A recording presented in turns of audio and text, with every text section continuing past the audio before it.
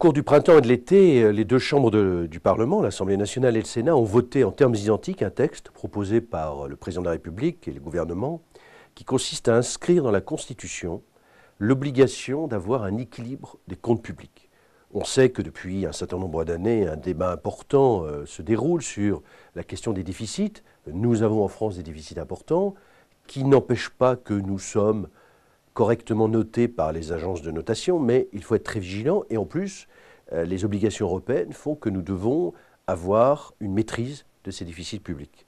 On sait que certains pays d'Europe vivent dans des situations catastrophiques qui obligent que nous intervenions les uns les autres, à juste titre ou à un titre plus discutable, mais c'est un autre débat. En tout cas, la France a souhaité, son gouvernement, le président de la République, ont souhaité que cette obligation de l'équilibre des comptes publics soit inscrite dans la Constitution de façon à ce que l'équilibre s'impose au gouvernement, au Parlement, lorsque nous votons chaque année, à l'automne, la loi de finances. C'est ce que l'on appelle, dans un terme journalistique répandu maintenant, la règle d'or. Cette règle d'or, pour être inscrite définitivement dans la Constitution, doit maintenant franchir une nouvelle étape. Et c'est un débat que l'on a pu suivre au cours de l'été entre la majorité et l'opposition. Et l'inscription dans la Constitution relève de l'article 89. Et l'article 89 propose deux voies pour ratifier un texte de révision constitutionnelle.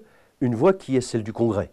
Le Congrès consiste à réunir l'Assemblée nationale et le Sénat dans une seule assemblée qui se déroule au château de Versailles, dans une aile qui est réservée, avec un hémicycle qui date du début de la Troisième République.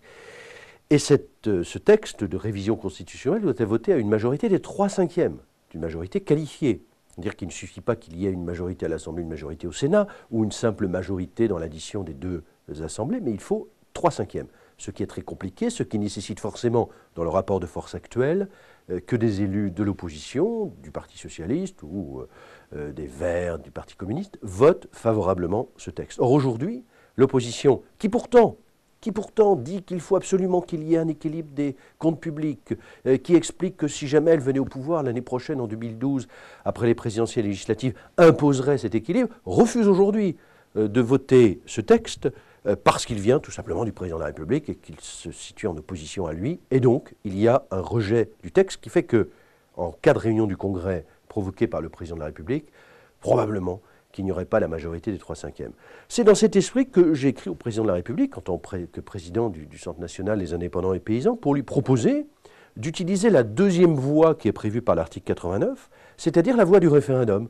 Comme cela a été fait, par exemple, pour rafraîchir les mémoires, en 2000, lorsque l'on a modifié la durée du mandat présidentiel de 7 à 5 ans, il y avait eu un référendum qui a permis d'entériner cette réforme constitutionnelle.